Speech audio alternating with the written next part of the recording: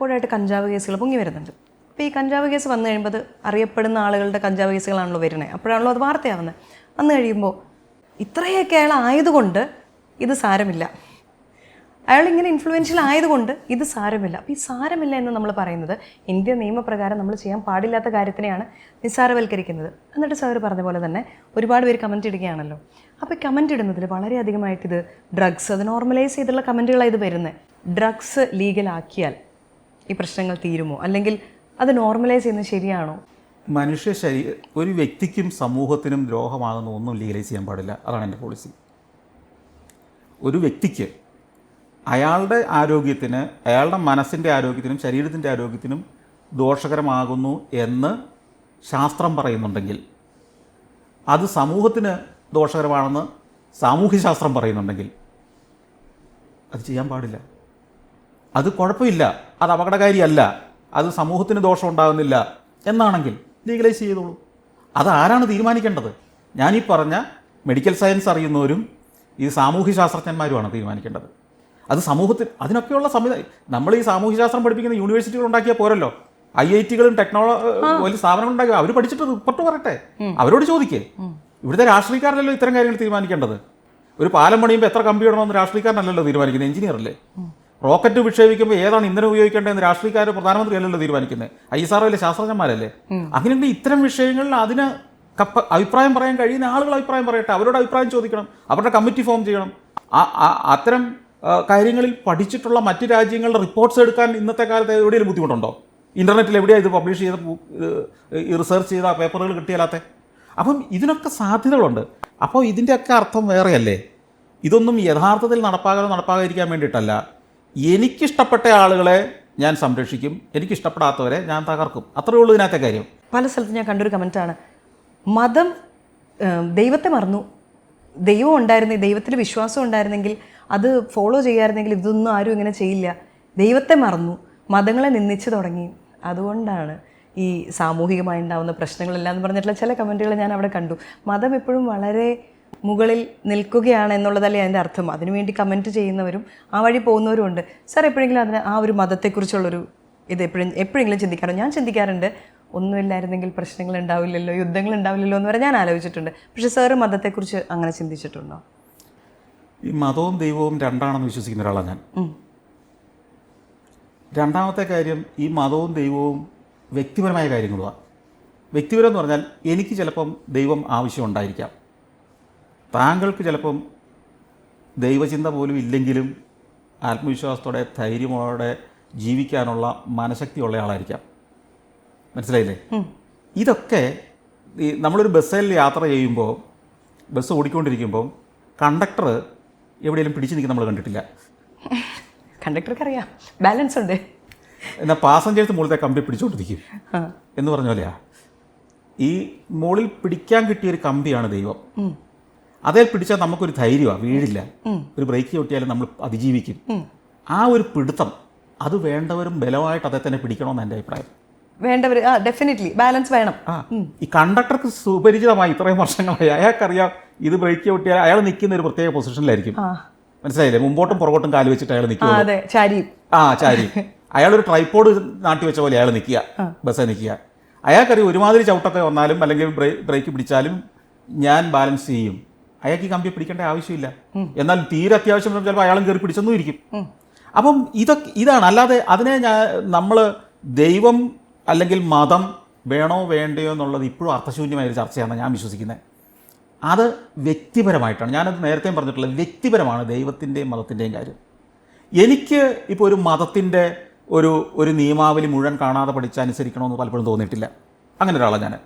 കാരണം എനിക്ക് എൻ്റേതായ ലോജിക്കുണ്ട്, common sense ഉണ്ട്. അല്ലെങ്കിൽ മതം നമ്മളെ പഠിപ്പിച്ചതൊക്കെ അതിനേക്കാൾ ഭേദപ്പെട്ട രീതിയിൽ നമ്മൾ നടപ്പാക്കാൻ നമുക്ക് പറ്റുന്നുണ്ടെങ്കിൽ, അതിനേക്കാൾ കുറച്ചുകൂടെ നല്ല രീതിയിൽ നമുക്ക് നടപ്പാക്കാൻ കഴിയുന്നുണ്ട് ആ നിയമങ്ങൾക്കപ്പുറമായി എന്നുണ്ടെങ്കിൽ, ഇപ്പോൾ മനുഷ്യനെ സ്നേഹിക്കുക, പരസ്പരം സഹകരിക്കുക, സഹായിക്കുക. ഇപ്പോൾ നമ്മൾ ക്രിസ്ത്യാനികൾക്കാണെങ്കിൽ 10 കൽപ്പനകളുണ്ട്. ഈ 10 കൽപ്പനകൾ അനുസരിക്കുക എന്നുള്ളതാണല്ലോ ഏറ്റവും പ്രധാന കാര്യം. ഈ കൽപ്പനകളിലൊന്നും തെറ്റുവരുത്താൻ പാടില്ല. അങ്ങനെ വെച്ചാൽ അയാൾ തെറ്റില്ലാത്തൊരു മനുഷ്യനാണെന്ന് വേണേൽ പറയാം. ഈ 10 കൽപ്പനകളല്ല, ഒരു 20 കൽപ്പനകൾ അനുസരിച്ചുകൊണ്ട് നിൽക്കുന്ന എനിക്കാണെങ്കിൽ പിന്നെ അതിൻ്റെ പ്രശ്നമില്ലല്ലോ. ഇല്ല. ഈ 10 കൽപ്പനയല്ല, പിന്നെയും ഒരു 10 കൽപ്പനയും കൂടെ ഞാൻ എനിക്ക് വേണ്ടി തന്നെ ഉണ്ടാക്കിയിട്ടുണ്ടെന്നിരിക്കട്ടെ, മനസ്സിലായില്ലേ? കുറച്ചുകൂടെ മൈന്യൂട്ടായ കാര്യങ്ങൾ. ഞാൻ അങ്ങനെയാണ് ജീവിക്കുന്നതെങ്കിൽ ആ മതത്തിനുപരിയായുള്ള ഒരു ഫിലോസഫിയിൽ ഞാൻ എത്തിയെന്നല്ലേ എൻ്റെ അർത്ഥം. അല്ലെങ്കിൽ ഈ 10 കൽപ്പനകളെല്ലാം കൂടെ ചേർന്ന് ഒരു ഒറ്റ കൽപ്പനയായി ഞാൻ എൻ്റെ ജീവിതത്തെ മാറ്റി ഉദാത്തമായൊരു ജീവിതം നയിക്കുന്നതെങ്കിൽ, ഇപ്പം ഞാൻ ഒരു ക്രിസ്ത്യാനി, കഴിഞ്ഞ മരിച്ചുപോയ പോപ്പ് പറഞ്ഞതുപോലെ പണ്ട് പറയുമായിരുന്നല്ലോ, ക്രിസ്ത്യാനികൾ സ്വർഗത്തിന് അവകാശികളാവണമെങ്കിൽ ക്രിസ്ത്യാനി ആവണമെന്നൊക്കെ വിശ്വാസം, അതിൻ്റെ ആവശ്യമില്ല, ഏത് മതത്തിലുള്ളവർക്ക് സ്വർഗത്തിലെത്താമെന്ന് പോപ്പ് പറയുന്ന സ്ഥിതിയിലേക്ക് കാര്യങ്ങൾ എത്തിയില്ലേ ഫ്രാൻസിസ് പറഞ്ഞത്. പിന്നെ അപ്പം അത് തന്നെയാണ് അതിൻ്റെ അർത്ഥം. മതം വേണമെന്നില്ല നിങ്ങൾക്ക് നിങ്ങളുടെ ആത്മീയതയുടെ ഔന്നത്യത്തിലെത്താൻ, അല്ലെങ്കിൽ നിങ്ങളുടെ ജീവിതത്തെ ഈ പറഞ്ഞ മതനിശ്വാസിക്കുന്നതിനപ്പുറമുള്ള ഉദാത്തമായൊരു ജീവിതത്തിലേക്ക് എത്തിക്കാൻ അതിൻ്റെ അർത്ഥം. അപ്പം ഇത് ഞാൻ പറഞ്ഞല്ലോ. എന്നാൽ ഇതിനെയൊക്കെ പ്രത്യേക രീതിയിൽ ഇൻ്റർപ്രറ്റ് ചെയ്യേണ്ടതും അങ്ങനെ വിശ്വാസി സമൂഹത്തെ നിലനിർത്തേണ്ടതും ഒക്കെ മതം എന്ന് പറയുന്ന ഇൻഫ്രാസ്ട്രക്ചറിന് ആവശ്യമാണ്. അതെ, പിടികിട്ടിയോ? അതെ. ആ ഇൻഫ്രാസ്ട്രക്ചർ നിലനിൽക്കണ്ടേ? എത്രയോ ആയിരം ആളുകൾ ഈ മതം കൊണ്ട് ജീവിക്കുന്നുണ്ടെന്ന് നമ്മൾ കാണാതെ പോരുത്. ഈ മതമില്ലാതാവുമ്പോൾ തൊഴിൽ രഹിതരാകുന്ന 10,000-കണക്കിന് ലക്ഷക്കണക്കിന് ആളുകളുണ്ട്. ഉണ്ട്. ഇപ്പം ഗൂഗിൾ പൂട്ടിയാൽ ഉണ്ടാകുന്നതിനേക്കാൾ തൊഴിൽ നഷ്ടം മതങ്ങൾ നിരോധിച്ചാൽ ഉണ്ടാവും. ശരിയല്ലേ? അതെ, അതെ.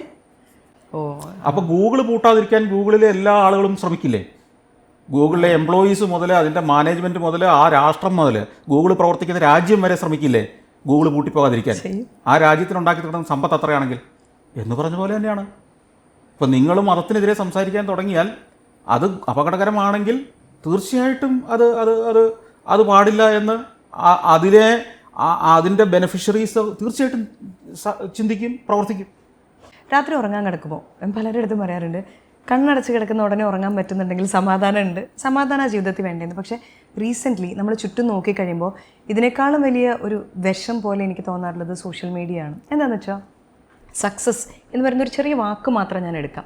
താങ്കളൊരു സക്സസ്ഫുൾ ആയിട്ടുള്ള ആളാണോ എന്ന് ചോദിച്ചിട്ടുണ്ടെങ്കിൽ ഇപ്പോൾ പലരും അളക്കുന്നത്, സന്തോഷ് ജോർജ് കുളങ്ങര ആയിക്കോട്ടെ, ബിസിനസ് ഉണ്ട്, നല്ല കാറുണ്ട്, പുള്ളി യാത്രകൾ ചെയ്യുന്നുണ്ട്, കൊള്ളാം, നല്ല മിടുക്കനാണ്, ഈസ് എ സക്സസ്ഫുൾ മാൻ എന്നങ്ങ് പറയുന്നു. അങ്ങനെയുള്ള എല്ലാം വെച്ച് ആളുകൾ അളന്നു തുടങ്ങി. വലിയ കാറുകളുള്ളവർ, വലിയ വീടുകളുള്ളവർ, സോഷ്യൽ മീഡിയയിലുള്ളവർ, ദേ ആർ ഓൾ സക്സസ്ഫുൾ. അപ്പോൾ ഈ സാധാരണ സ്വപ്നങ്ങളുമായി ചെറിയ വീടുകളിൽ ജോലിയെടുത്തു വന്നു സന്തോഷമായിട്ടിരിക്കുന്ന ഒരു ഫാമിലി ഒരു സക്സസ്ഫുൾ ഫാമിലി അല്ല എന്നുള്ള രീതിയിൽ ആളുകൾ കണ്ടു തുടങ്ങിയിട്ടുണ്ട്. ഐ തിങ്ക് ഇതിനേക്കാളും വലിയൊരു വിപത്തായിട്ട് ഇപ്പോൾ സോഷ്യൽ മീഡിയ കൊണ്ടുവരുന്നത് സക്സസ് എന്ന് പറയുന്ന ഒരു ഡെഫിനിഷൻ മാറ്റിക്കളഞ്ഞു എന്നുള്ളതല്ലേ? ഈ സക്സസ് എന്ന് പറയുന്നത് എന്താണെന്നാണ് ആദ്യം സാധാരണ എല്ലാ മനുഷ്യരും ചിന്തിക്കേണ്ടത്. നിങ്ങളുടെ സ്വപ്നത്തിനനുസരിച്ചുള്ള ഒരു ജീവിതത്തിൽ നിങ്ങൾക്ക് എത്താൻ പറ്റുക എന്നുള്ളത് തന്നെയാണ് സത്യം. അല്ലെങ്കിൽ നിങ്ങൾ ആഗ്രഹിക്കുന്ന ഒരു ജീവിതം നയിക്കാൻ കഴിഞ്ഞാൽ നിങ്ങൾ സക്സസ്സാണ്. അത്രയേ ഉള്ളൂ അതിനകത്ത് സിമ്പിളായിട്ടുള്ള കാര്യം. പലപ്പോഴും അത് എത്താതെ പോകുന്നതിൻ്റെ പല കാരണങ്ങൾ കൊണ്ടാണ്. അവരെ ആ ആളുകൾ സ്വയം തിരിച്ചറിയുന്നതിൽ വരുന്ന തെറ്റുകൾ കൊണ്ടാണ് ഇതെല്ലാം സംഭവിക്കുന്നത്. ഇപ്പം നമ്മൾ നേരത്തെ ഒരു ഉദാഹരണം പറഞ്ഞു, സോഷ്യൽ മീഡിയയിൽ അല്ലെങ്കിൽ യൂട്യൂബേഴ്സായി മാറുന്ന ആളുകൾ. ഞാനൊരു കാര്യം ചോദിക്കട്ടെ, ഈ ഒരു 10,000, 3,000 അല്ലെങ്കിൽ 4,000, 5,000 പേരെ കേരളത്തിലുള്ളോ നന്നായിട്ട് സംസാരിക്കാൻ അറിയുന്നവർ, അല്ല അനലിറ്റിക്കൽ സ്കില്ലുകളുള്ളവർ? ഈ സോഷ്യൽ മീഡിയയിൽ അതിൻ്റെ കമൻറ്റ് കണ്ടപ്പോൾ എനിക്ക് തോന്നിയിട്ടുണ്ട്, ഈ കമൻറ്റ് ഇട്ടോൻ ആ പ്രോഗ്രാം ഇട്ടോനേക്കാൻ എടുക്കാനാണല്ലോ എന്ന്. ശരിയാണ്, അത്ര ക്രിയേറ്റീവായിട്ട് കമന്റ്സ് കാണാറുണ്ട്. അവരുടെയൊക്കെ സ്കിൽ എന്തുകൊണ്ടാണ് ഈ സോഷ്യൽ മീഡിയ ഇത്രയും ഫ്രീ ആയിട്ട്, ഇത്രയും ഒരു ഇൻവെസ്റ്റ്മെന്റും വേണ്ട, ഇവിടെ ഒരു ട്രേഡ് യൂണിയനെയും ഭയപ്പെടേണ്ട, ഒരു സർക്കാരിന്റെ ലൈസൻസ് വേണ്ട, ഒരു സോഷ്യൽ മീഡിയ ഒരു യൂട്യൂബ് ചാനൽ തുടങ്ങാൻ ഇത്രയൊക്കെ മതി അല്ലേ? അതെ, അത്യാവശ്യം കോമൺ സെൻസും നാക്കിനുള്ളൊരു മിടുക്കും ഒരു മൊബൈൽ ഫോണും കയ്യിലുണ്ടെങ്കിൽ കാര്യം നടക്കും. പറ്റും. മൊബൈൽ ഫോൺ ഇല്ലാത്ത ആരും ഇല്ല ഇന്നത്തെ കാലത്ത്. എന്നിട്ടും അവരൊന്നും ചെയ്യാതെയും അതിലേക്ക് വരാത്തതിന്റെ കാര്യം എന്താ? മനോഭാവവും വീക്ഷണത്തിന്റെ പോരായ്മയല്ലേ? അതെ, അതിനുള്ള എഫർട്ട് എടുക്കാനുള്ള മനസ്സില്ലായ്മ. എനിക്ക് എൻ്റെ വളരെ അടുത്ത ചില സുഹൃത്തുക്കളോ ബന്ധുക്കളോ ആളുകളെ തന്നെ അറിയാം. അവർ വർത്തമാനം പറയുമ്പോൾ അവർ പ്രതിഭാശാലികളാണ്.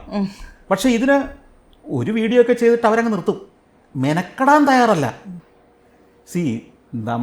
ഞാൻ പറഞ്ഞല്ലോ, നിങ്ങൾ എന്നെക്കുറിച്ച് ആദ്യം പറഞ്ഞു തുടങ്ങിയതൊക്കെ തന്നെ ട്രാവൽ ചെയ്യുന്നു. എൻ്റെ ആദ്യത്തെ ഒരു യാത്ര നടത്താൻ ഞാൻ നടത്തിയ കഷ്ടപ്പാട് എത്രയാണെന്ന് എനിക്കേ അറിയൂ.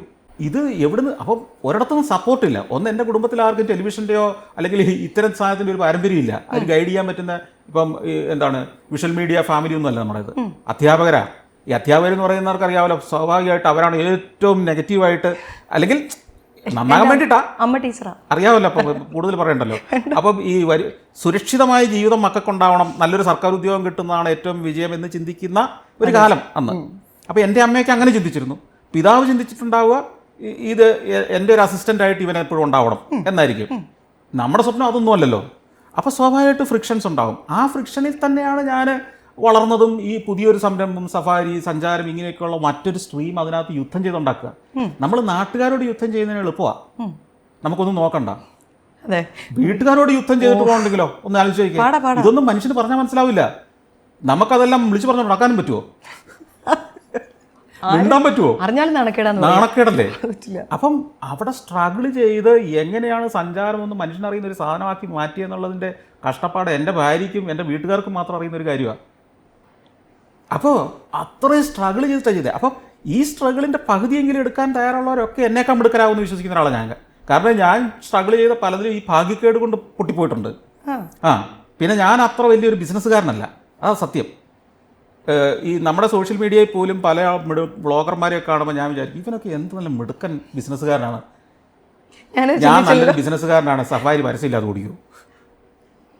അതിനകത്ത് ഒരു മാസം എനിക്ക് എത്ര കോടി രൂപ വേണേൽ ഉണ്ടാക്കാം, അതിൻ്റെ കൊമേഴ്ഷ്യൽ സാധ്യത മുഴുവൻ ഞാൻ ഉപയോഗിച്ചാൽ. സത്യം. അപ്പം ഞാൻ നല്ലൊരു ബിസിനസ്സുകാരനേ അല്ല. അപ്പം എൻ്റെ പകുതി ബുദ്ധിയോ ബോധമോ അല്ലെങ്കിൽ എഫേർട്ട് എടുക്കാനോ തയ്യാറുള്ള ആളൊക്കെ എന്നേക്കാൾ മിടുക്കന്മാരായിട്ടുണ്ടാവുന്നുള്ള ഒരു സംശയമില്ല, ഒരു സംശയം വേണ്ട. അപ്പോൾ അത്രയേ ഉള്ളൂ കാര്യം. അപ്പം നമ്മളൊന്ന് എഫേർട്ട് എടുത്താൽ മതി. ഈ പറഞ്ഞ സാധാരണക്കാരെ, ജീവിതത്തിൽ എങ്ങും എത്താത്തവർ, എത്തിയില്ല എന്ന് വിശ്വസിക്കുന്നവരൊക്കെ, അല്ലെങ്കിൽ സ്വപ്നങ്ങൾ ഇനിയും നടപ്പാകാനുണ്ടെന്ന് വിശ്വസിക്കുന്ന മറ്റുള്ളവരെ കുറ്റം പറയുന്നത് നിർത്തിയിട്ട് ഞാൻ കുറച്ചുകൂടി ഒരു എഫേർട്ട് എടുക്കുക, അല്ലെങ്കിൽ ഇപ്പോൾ പോയിക്കൊണ്ടിരിക്കുന്ന വഴി ഒന്ന് മാറി നടന്നാൽ ഞാൻ വിജയിക്കുമെന്ന് അങ്ങ് വിശ്വസിച്ചാൽ മതി. അത് ശരിക്കും എൻ്റെ വഴിയെന്ന് കണ്ടുപിടിക്കാനുള്ളൊരു ബുദ്ധി കാണിക്കണം, അത് ചിന്തിക്കണം കുറച്ച്. ഒരാൾ വിജയിച്ചെങ്കിൽ അവൻ്റെ മിടുക്കും കഠിനാധ്വാനവുമാണ് നമ്മൾ തിരിച്ചറിയുക. ലോട്ടറി അടിച്ച്, അതായത് ഭാഗ്യത്തിൻ്റെ കഴിവ് ഗുണം കൊണ്ട് മാത്രം ലോട്ടറി അടിച്ച് അത് കഴിഞ്ഞ് ജീവിതം വിജയമാകുക, സംരംഭകരാകുക, വലിയ പ്രതിഭാശാലികളായി മാറി ആരെങ്കിലും നിങ്ങൾക്കറിയൂ? ലോട്ടറി അടിച്ചിട്ട് പൊട്ടിപ്പോയ ഒരുപാട് പേരുടെ കഥകൾ ഞാൻ കേട്ടിട്ടുണ്ട്. ലോട്ടറി അടിച്ചവരെ ആ കാശ് ബാങ്കിൽ നിന്ന് എടുക്കുന്നിടം വരെയുള്ള വാർത്തയല്ലാതെ പിന്നീട് ആരെയും കണ്ടിട്ടില്ല അവരെ. ഇല്ല. അവർ ചിലപ്പോൾ സ്വസ്ഥമായി ജീവിതം നയിക്കുന്നുണ്ടാവാം ബുദ്ധിയുള്ളവരാണെങ്കിൽ. അത് ബാങ്കിലിട്ട് അല്ലെങ്കിൽ ഏതെങ്കിലും മിനിമം കാര്യം ചെയ്തിട്ടാണ്. അവരൊരു MA യൂസഫലി ആയി മാറിയത് കണ്ടിട്ടില്ല. അത്രയും കോടികൾ കയ്യിലേക്ക് കിട്ടിയിട്ടും അവർക്കൊരു വലിയൊരു സംരംഭം ഉണ്ടാക്കാൻ പോയ വളരെ അപ്പോൾ അതിൻ്റെ അർത്ഥം എന്താ? ഭാഗ്യമല്ല ഒരാളെ മിടുക്കനാക്കുന്നത്. ഭാഗ്യം നിങ്ങൾക്ക് ഒരു ദിവസം അല്ലെങ്കിൽ ഒരു സമയത്ത് കടാക്ഷിക്കുമായിരിക്കാം. അത് നിരന്തരം കഠിനാധ്വാനം ചെയ്യുകയും നിരന്തരം ശ്രമിച്ചുകൊണ്ടിരിക്കുകയും നിരന്തരം പ്രയത്നിക്കുകയും ചെയ്യുന്നവന് വല്ലപ്പോഴും ഒരു ഭാഗ്യം കൂടി അടിക്കുമ്പോൾ അവൻ വിജയമാകും. എന്നാൽ ഈ കഠിനാധ്വാനവും നിരന്തര ശ്രമവും ഇല്ലാത്ത ഒരുത്തിന് ഭാഗ്യം കിട്ടിയാലും അത് ഉപയോഗിക്കാൻ അറിയത്തില്ലാതെ അങ്ങ് പോകും. അതാണ് സംഭവിക്കുക. കാര്യമില്ല.